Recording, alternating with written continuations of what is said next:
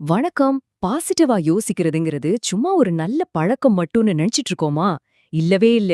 இதுக்கு பின்னாடி ஒரு பெரிய சயின்ஸே இருக்கு. அந்த சயின்ஸ் என்னன்னு புரிஞ்சுக்கிட்டு, நம்ம வாழ்க்கையை எப்படி மாத்தலான்னு தான் இன்னைக்கு நாம பார்க்க போறோம். நம்ம மனசு ஏன் அடிக்கடி நெகட்டிவ் விஷயத்திலே போய் மாட்டிக்குது யோசிச்சிருக்கீங்களா? இது நம்மள நிறைய பேர் ஃபேஸ் பண்ற ஒரு பெரிய பிரச்சனை.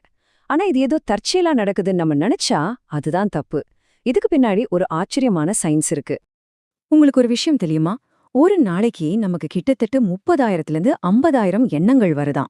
ஆனா அதுல ரொம்பவே ஷாக்கிங்கான விஷயம் என்னன்னா, அதுல 70% எண்ணங்கள் நெகட்டிவா தான் இருக்கு. அதாவது நம்ம மனசோட முக்கால்வாசி நேரம் நெகட்டிவ் மோட்ல தான் ஓடிட்டு இருக்கு. இது நம்ம வாழ்க்கையில எவ்வளவு பெரிய பாதிப்பை ஏற்படுத்தும்னு சும்மா யோசிச்சு பாருங்க. முதல்ல ஒன்னு புரிஞ்சுக்கணும். இந்த நெகட்டிவ் எண்ணங்களுக்கு நாம காரணம் இல்ல. இது நம்ம மூளையோட ஒரு டிஃபால்ட் செட்டிங் மாதிரி.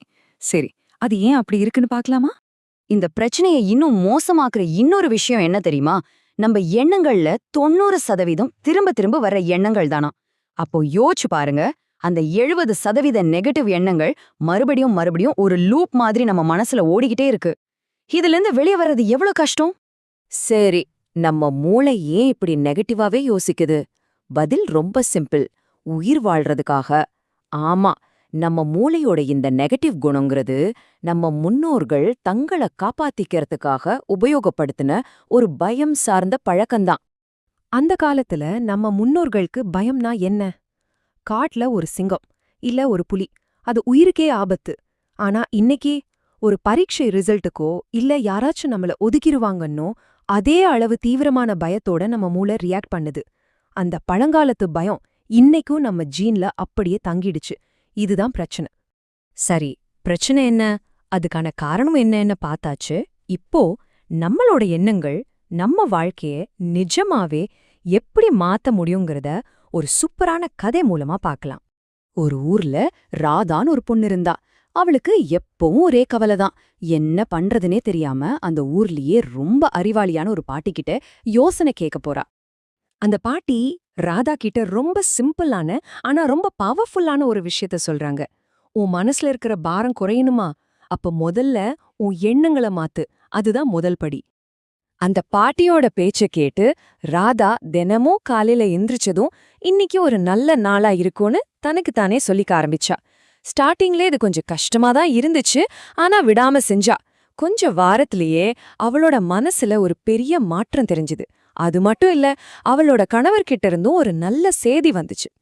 பாத்தீங்களா, இந்த கதையோட முக்கியமான பாடம் இதுதான். நம்ம பாசிட்டிவா யோசிக்க ஆரம்பிக்கும் போது அது நம்மள மட்டும் மாத்தாது, நம்ம வாழ்க்கையில நடக்கிற விஷயங்களையும் மாத்தக்கூடிய சக்தி அதுக்கு இருக்கு.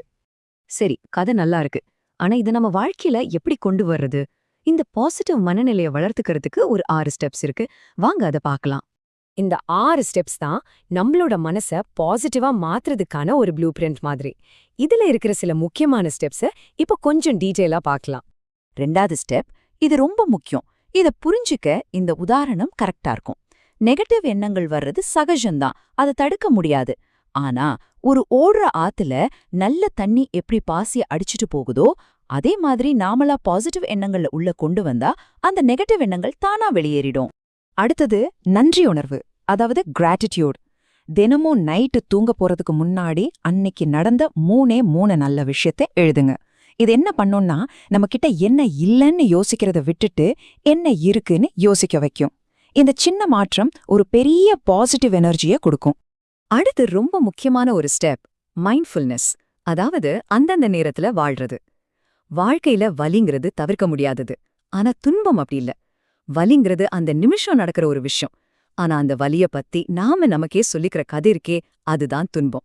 வலி தற்காலிகமானது, ஆனா துன்பம்ங்கிறது நம்மளோட சாய்ஸ். நிகழ்காலத்துல கவனம் செலுத்தினா இந்த துன்பத்தை நாமளே தவிர்க்கலாம். கடைசியா நம்ம கவனம் எங்க இருக்கோ அதுதான் வளரும். ஒரு ஸ்கீயிங் பண்றவரை யோசிச்சு பாருங்க. அவர் ஜெயிக்கணும்னா அவரோட கவனம் பாதை மேல இருக்கணும், வழியில இருக்கிற மரங்கள் மேல இல்ல. ஒருவேளை அவர் மரத்தையே பார்த்துட்டு இருந்தா என்ன ஆகும்? கண்டிப்பா மரம் மேலதான் மோதுவாரு. நம்ம வாழ்க்கையும் அப்படிதான். நம்ம கவனம் நம்ம இலக்குகள் மேல இருக்கணும், தடைகள் மேல இல்ல. சரி, இப்போ நாம கடைசி கட்டத்துக்கு வந்துட்டோம். நாம பேசின எல்லாத்தையும் சேர்த்து ஒரு முக்கியமான விஷயத்தோட முடிக்கலாம். இப்போ சாய்ஸ் உங்க கையில தான் இருக்கு. இந்த பிரபஞ்சத்துக்கு உங்களுக்கு என்ன வேணும் என்ன வேணான்னு எல்லாம் தெரியாது. நீங்க எது மேல கவனத்தை வைக்கிறீங்களோ அதை மட்டும்தான் அது உங்களுக்கு கொடுக்கும். நீங்க பாதைய பார்த்தா உங்க பயணம் நல்லா அமையும்.